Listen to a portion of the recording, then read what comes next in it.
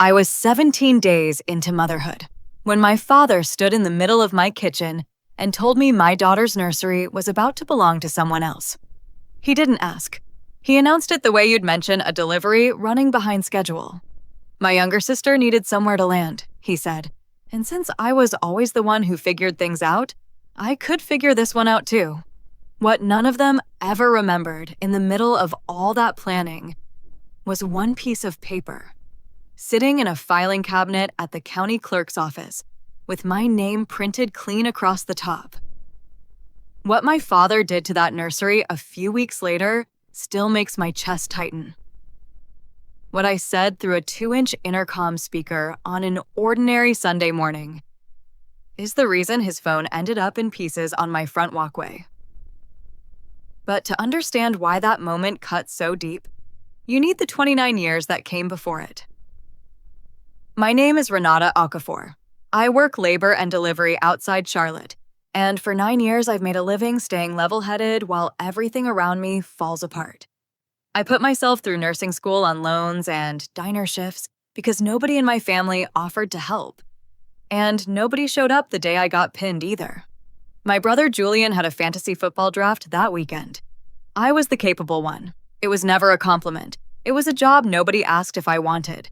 When Julian needed money for his wedding deposit, I wired it over, and wired it over quietly became gift the moment he stopped mentioning paying it back. When my mother passed and my father's pension didn't stretch far enough, I had a spare room waiting. Something in my family broke.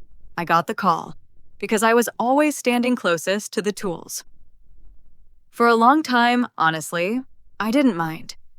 Being the one everyone leaned on felt like proof I mattered to somebody. My coworker Denise put it plainly one slow night, months after everything blew up. She said I'd basically been paying an entry fee my whole life, just to sit at my own family's table. The house came before my daughter did, and you should know what it cost me. 6 years ago, at 26, I closed on a brick bungalow on Hollyfield Lane. 3 bedrooms, a crooked dogwood out front. 3 straight years of holiday shifts built that down payment because somebody has to work Thanksgiving on a maternity ward. My name on the deed. My name on the mortgage. The first night there, I didn't even own a mattress. I stretched a sleeping bag across the living room floor and felt something I'd never felt in my parents' house, like I actually belonged somewhere. My neighbor, Ms. Pearl, has lived 2 doors down longer than I've been alive. She showed up my second morning with a plate of cornbread and told me, "A woman who buys her own front door finds out exactly who she is, baby. Usually the hard way." I laughed it off then. I had no idea she was narrating my future. When my mother died 2 years later, my father moved into my downstairs guest room, and I never once mentioned rent. But somewhere in those 2 years, my house quietly stopped being mine. In conversation, at family dinners, it became the family house, not Renata's. I pushed back gently a few times and got the same reaction. A laugh, a wave of the hand, like I was being fussy about paperwork nobody else cared about. My daughter Amara arrived 9 days early, like she already had somewhere better to be. Her father chose not to stick around for anything that followed, so I won't waste your time on him. It was me in that delivery room, Denise gripping my hand, and then just me and a 6-pound, 11-ounce girl with my mother's exact chin. My father helped at first, but help from my father was never free. It came with opinions attached, the formula brand, the thermostat setting, the color I'd picked for the nursery walls. When he offered to help manage my checking account, I declined kindly twice. Grief does strange things, I told myself. New grandbabies make everyone a little pushy. Then, on an ordinary Tuesday, Julian and his wife Priscilla lost their apartment to a sudden eviction. And by that same evening, my father had already decided whose home would absorb the fallout. He broke the news in my own kitchen, and I keep saying "my" on purpose, because he stood in the middle of it like the deed had his name on it. I was 17 days postpartum, Amara asleep against my chest like warm bread fresh from the oven. He set his coffee mug on my counter, crossed his arms, and delivered it like a weather report. Julian, Priscilla, and their 2 boys would move in by the first weekend of next month. The boys would take my room and Amara's nursery. I should start looking at apartments, since I was the one who always landed on her feet. I laughed. One confused, startled sound, because for a second, I thought he was joking. He wasn't. "Dad, this is my house," I said. He looked at me the way he looks at a cashier, arguing over an expired coupon, and handed me a sentence I don't think I'll ever fully shake. "Your brother needs this more than you do right now. Not, you've handled worse before. Not, it's only temporary. Just that he needed it more." The kitchen went so quiet I could hear the refrigerator hum, and I did what 29 years of practice had trained into me. Nothing.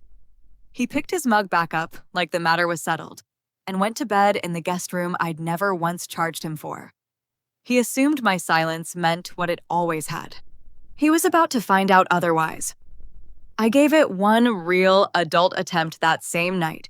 Facts first. No theatrics. The house is legally mine. The mortgage has one name on it. Nobody is moving out, and nobody is moving in, especially not with a 2-week-old under this roof. He listened with his head tilted, the way he does when he's already decided you're wrong, and handed me his entire worldview in one line. "A piece of paper doesn't make a family, Renata. Showing up for each other does." Then he told me the arrangements were already in motion, as if reality were something he could simply schedule. Here's the detail that turned my stomach cold. Around midnight, I came down for water and heard him through the guest room door, on the phone with Aunt Charisse, running through logistics. Which weekend the rental truck was booked, how the bunk beds would fit once the crib was gone. Reserved. Before he'd said one word to me, it hadn't been a plan that spiraled. It had been a done deal, and my conversation with him had only ever been a formality. By morning, Priscilla had added me to a group text titled Moving Weekend. 9 relatives were already in the thread. A date was already circled. I called my brother because some stubborn part of me still believed in him. I kept my tone gentle. Sorry about the eviction, but I needed him to hear this from me directly. He couldn't move his family into my house. I'd help him find a rental. I'd cover part of the deposit, but there was a newborn living there. A long pause. Then, in a voice I barely recognized, "Dad already told us it was settled. The boys are excited about the yard." When I reminded him it wasn't Dad's call to make, he sighed like I was the unreasonable one. "You're the one who always handles things. You'll land somewhere fine. It's different for us." I hung up and understood something with the same clarity you get when a monitor starts alarming in front of you. My brother wasn't going to rescue me because my brother had never once had to rescue anybody. That job had always belonged to me. An hour later, Aunt Charisse called, syrupy sweet, asking whether I was really going to let my nephews sleep in a shelter. Never a real possibility, since Julian had 2 job leads and a decent severance check. By dinner time, cousins I hadn't spoken to in years were repeating a version where I was the one hoarding a huge empty house while children went homeless. So this time, I stopped explaining myself to anyone. I went upstairs, pulled the fireproof box from my closet, and read my own name on the deed. Twice, under the lamp, just to steady myself. Then I actually started reading everything I could find. My hospital's employee assistance program included a free legal consult, and I used mine during Amara's next nap. A family law attorney named Mr. Okonkwo walked me through it like he was handing me a map to my own home. "Your father has lived there 2 years and receives mail at that address. That makes him a legal tenant, not a guest. If you want him out, it's a written 30-day notice, delivered properly, then court if he refuses. Do it by the book, or it comes back to bite you." Then the part that mattered even more. Your brother and his family have never lived in that house. If they move in without your permission, that's not a family dispute. That's trespassing. And you're allowed to call the police with a clear conscience. I thanked him and sat a long time in the quiet, listening to Amara breathe. My family had a rented truck, a group chat, and 9 relatives who'd already decided my home belonged to somebody else. I had a folder of paperwork and an actual process. What came next wasn't yelling. Yelling I could have handled.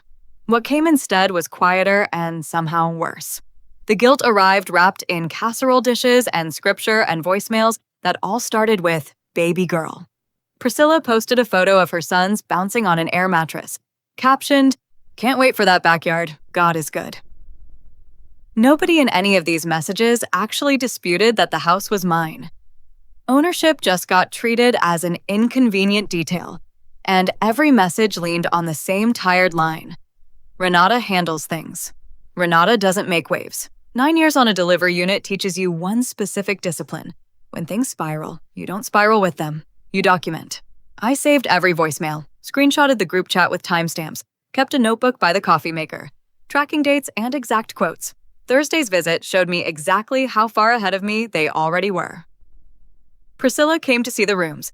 10 stiff, polite minutes. On her way out, her keychain jingled, and there, between her gym tag and a grocery rewards fob, sat a brass key I recognized the way you'd recognize your own handwriting. My front door key. "Oh, your dad had extra copies made a few weeks back," she said breezily, just to make the transition easier. A few weeks back. That timeline landed well before the eviction was even official, which meant this plan existed before the emergency did. The emergency wasn't the reason. It was the excuse. That night, a message meant for someone else landed in the group chat by mistake. Priscilla wrote that Julian had already come by to measure the smaller bedroom, and the crib would have to come down since it wouldn't fit both boys anyway. My brother had walked through my daughter's nursery with a measuring tape, while I sat in a pediatrician's waiting room.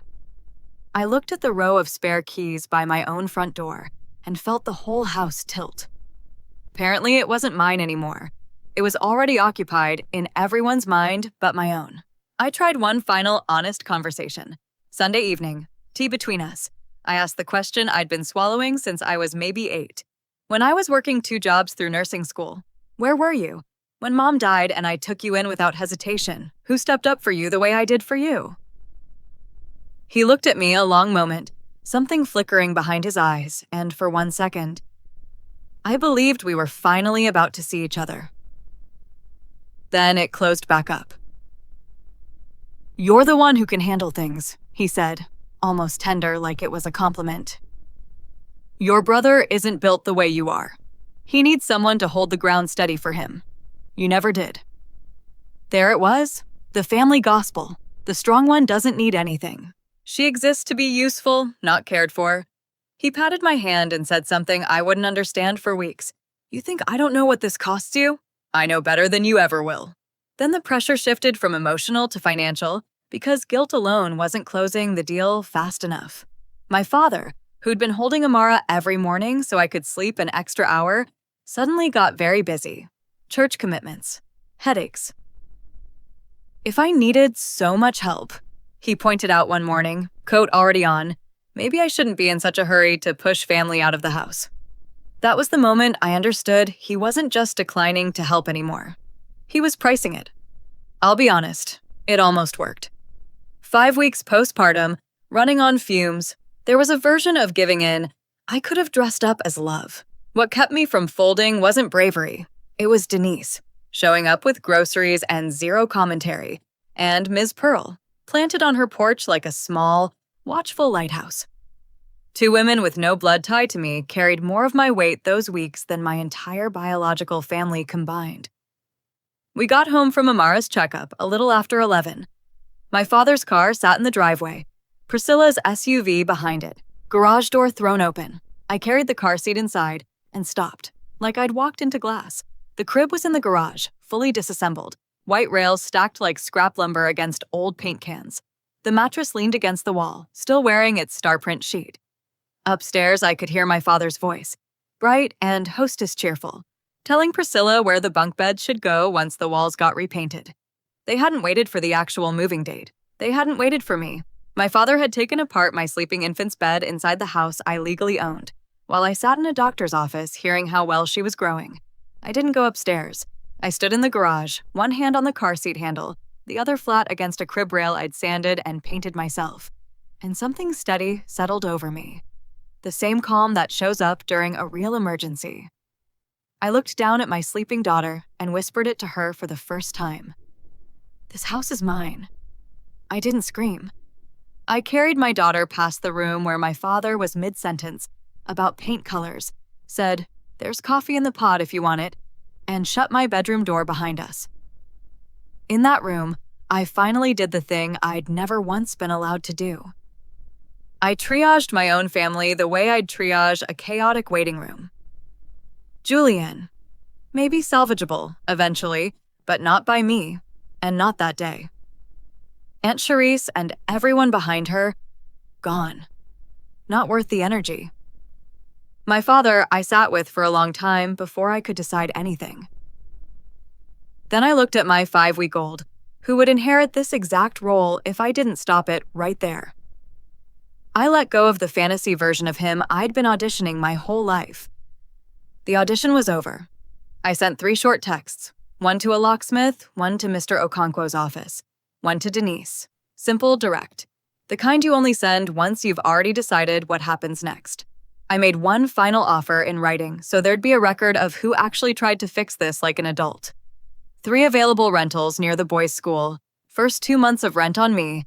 No strings. What I couldn't do was hand over this house. Priscilla answered with a single thumbs down. That told me everything. Nobody genuinely fleeing a housing crisis turns down 2 free months of rent. They weren't looking for shelter. They wanted mine specifically. My father came upstairs wearing a look I'd never seen him aim at me before. "A deposit," he repeated, flat. "You'd pay a landlord to keep your own blood out of this house." "It's not a landlord's rent," I said quietly. "It's Julian's rent. And family isn't a lease, Dad, because a lease actually gets honored." He straightened and delivered his verdict like a stamp coming down on paper. "They're moving in that first Saturday. You can be reasonable, or you can make this difficult. Either way, that's your choice." That week brought a blow I still haven't forgiven, and I'll never prove who was behind it. Wednesday, 10 a.m., a knock revealed a man with a clipboard from Child Protective Services. Someone had called in a concern, an unstable living situation, a mother possibly struggling with postpartum instability. He was thorough and professional. He saw a clean house, a thriving 5-week-old, and a full folder of pediatric records I produced in under 2 minutes. 20 minutes later, unfounded. No further action. I shook for a solid hour after he left, because someone inside my own family had pointed a state agency at my newborn. As leverage in a housing argument, they knew they were losing. Whatever thin bridge still existed between us collapsed that Wednesday. You don't leave that door open twice. Thursday night, I sat at my kitchen table and did the quietest, most deliberate thing I've ever done. First, the formal notice. 30 days, written, dated, delivered properly. My hand stayed steady until I actually signed it, and then it shook, and I signed anyway. Second, I confirmed the locksmith for the earliest legal moment allowed. Third, I built a folder by the front door. Deed, mortgage statement, the notice, my ID. An emergency go bag for a storm I could already hear coming. Then I sat alone in the dark and let myself grieve, for the length of 1 cup of tea. The father I'd been quietly inventing since I was a little girl. The one who'd eventually say, "You've done enough. Sit down. Let me take it from here." I said goodbye to that version of him. That night. The real one would find the paperwork, waiting at breakfast. He found the notice around 7 the next morning. The house went unusually still. By the time I came down, he stood at the counter in his good coat, suitcase packed, coffee untouched, the notice folded neatly beside it like an invitation he was politely declining. "I won't stay somewhere I'm clearly not wanted," he said, composed as ever. "I'll be at Charisse's. Call me when you've come to your senses." He kissed Amara's forehead, not mine, and rolled his suitcase down the driveway with perfect posture, pausing to wave across the street face-à-face at Ms. Pearl's porch, making sure there was a witness. It was a masterclass. He'd taken a legal notice he had no defense against. and turned it into a banishment he got to stage manage. By noon, the family's version had already spread everywhere. Renata served her own widowed father eviction papers like a stranger. What I actually felt, if I'm honest, was relief first, then grief right behind it. Then something close to grudging respect. He'd left 11 days ahead of schedule specifically to control the narrative, without realizing his exit had just made mine considerably easier. That evening, Ms. Pearl came over with a pot of gumbo and gave me a speech I still think about. "Baby, I've watched you shovel that walkway alone every winter. Mow that lawn, 8 months pregnant, in July heat that'd kill a lesser woman. Never once saw a brother out there helping. I know exactly whose house that is, and so does everybody on this street with working eyes." Before she left, she glanced at my new deadbolt and said the line that stuck with me longest. "You've spent your whole life waiting for permission from people who were never planning on giving it to you." A lock's just one way of finally stopping the asking. The locksmith came Saturday morning.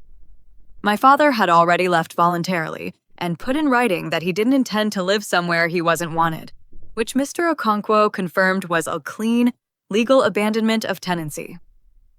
So the locks changed, front, back, and garage. I dropped the old spare keys into a kitchen drawer, useless now, little dead pieces of brass. I didn't feel victorious doing any of it. Changing the locks on the family you grew up in isn't a celebration. It's closer to stopping a wound from bleeding out. My father came back once more before Saturday, alone, for the last box from his old room. At the door, without me asking anything, he finally told me something true. "When I was 19, Becky," he said, "my parents signed our family's small tobacco farm over to your Uncle Cornelius. He was barely 21, had never touched a plow, but he was the boy, and the land goes to the boy. Nobody ever made room for me either, Renata. I carried it anyway. That's simply what men in this family do."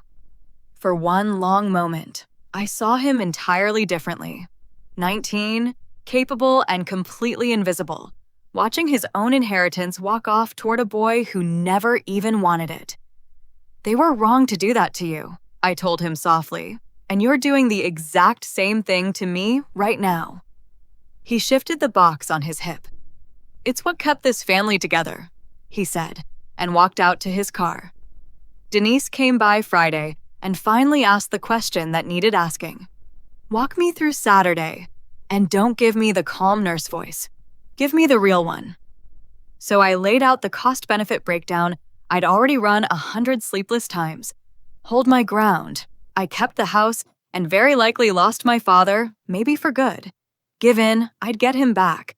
And someday, my daughter would inherit the exact role I'd carried my whole life. Denise asked it plainly. Someday Amara's going to hear this whole story, probably from you, sitting right at this table. Which version do you actually want to be telling her? Friday night, sleep wouldn't come, and for once, it wasn't dread. It was gratitude. So around 2 a.m, I went to the garage and carried the crib back upstairs, piece by piece, and rebuilt it in the nursery where it always belonged. My father had taken it apart in one afternoon, as easily as forming an opinion. Putting it back together took me almost an hour, and everything I'd unlearned about myself since that first announcement. Downstairs, the new locks held. In the morning, my family would come to try to claim this exact room, and this room was already standing there, ready, completely and unmistakably spoken for. It was Saturday. I fed Amara at 5 in the pale early light, looking out at the yard I'd maintained completely alone for 6 summers. Every inch of that view had my fingerprints on it. I hadn't spent my whole life opening doors for these people, tired, smiling, exhausted, bleeding, just to try leaving one closed now. But that's exactly what I was about to do. At 8:51, an engine turned onto my street, pulling something heavy behind it. The rental truck needed 2 attempts to park. Priscilla's SUV pulled in behind it, then Aunt Sharice's sedan. From the kitchen window, I watched them assemble on my front walkway like they were posing for a photo, and right at the center, my father, dressed sharp, phone already at his ear, dialing, because in his mind, the plan was obvious. Dad calls, Renata softens, the door opens, the truck gets unloaded. Right on cue, across the street, Ms. Pearl's screen door creaked open, and she settled into her porch chair, an audience of one. Nobody knocked first. Julian lowered the truck's ramp with a loud metallic clang, clearly on purpose. Priscilla propped my screen door open with a moving box. Only after the unloading had already begun did my father finally press call. My phone lit up. "Dad?" the screen read. I let it ring twice before answering. His voice came through warm, the same tone from childhood fevers and scraped knees. "Renata, sweetheart, look outside. It's everyone. Just open the door and everything goes back to normal. All you have to do is open this door, and you're my good girl again." It landed exactly where it was aimed. Every word found the little girl inside me who'd waited 29 years to hear that tone directed at her specifically. I felt the pull, real and physical, like an undertow. One yes. One turned lock, and I'd be folded back into the family again, warm and fed and completely owned. "Dad," I said, keeping my voice level. He went quiet, hopeful. "I'm going to hang up now. There's a speaker by the front door." I set the phone down and walked to the intercom panel. I pressed the intercom. The little speaker carried easily across the walkway. I kept my voice even, unhurried. "This is my house." That was the entire message. I didn't list the mortgage payments. I didn't recite the deed number, though I know it by heart. Explaining myself had been a tax I'd paid my whole life, and I was finally done paying it. On the little screen, my father's expression did something I'd genuinely never seen it do. It simply stopped. He looked at the speaker, then up at the door itself. I watched the realization physically land on him. This door wasn't opening. His hand went slack. The phone slipped, hit the brick edge of my flower bed, cracked screen down against the stone. Glass against brick, sharp and sudden in the quiet Saturday air. Nobody moved to pick it up. Julian set his box down slowly, like it had suddenly tripled in weight. Aunt Charisse lunged for the doorbell button, jabbing it over and over, launching into a speech about family and shame. So I did the last thing on my list. Calm, even, unshaken. "You're on camera right now. You're currently trespassing, and I've already called the police." The non-emergency officers showed up 11 minutes later. I opened the door only for them and handed over my folder. Deed, mortgage statement, the notice, my father's own written text about not living somewhere he wasn't wanted.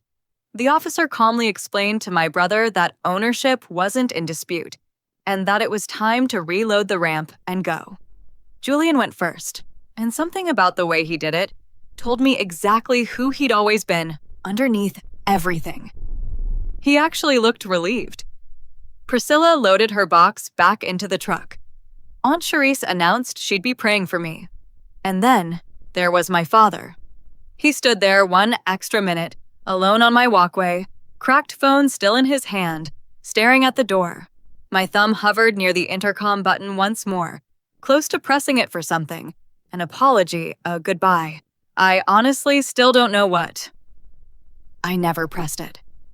Forgiveness and an open door, I've learned, are two completely separate things. He climbed into his sister's car, and the street slowly emptied out. And it was finally, actually, over. Once the last engine faded, I stepped onto the porch with my daughter, into ordinary Saturday sunlight. Across the street, Ms. Pearl raised her coffee mug maybe an inch off the armrest, the exact way you'd toast a ship finally pulling safely into harbor. "Coffee's ready whenever you two are," she called out. And that's when I finally cried. Not during the announcement, not standing over the dismantled crib, not while signing the notice. I cried on my own porch, in the sunshine, with my daughter stirring awake against my neck, and it wasn't only grief. It was the bone-deep release of a woman finally setting down a weight she'd carried so long she'd grown around its shape. The strong one, I understood then, was never actually the one who carried absolutely everything. She was simply the one who finally figured out what was allowed to be put down. 6 weeks later, everything had settled into its new shape. Julian and Priscilla moved into an apartment near the boys' school, one of the exact listings I'd sent them originally. The family didn't split cleanly in half. It fractured unevenly, the way families usually do. But an aunt I barely know mailed a baby outfit with no note attached.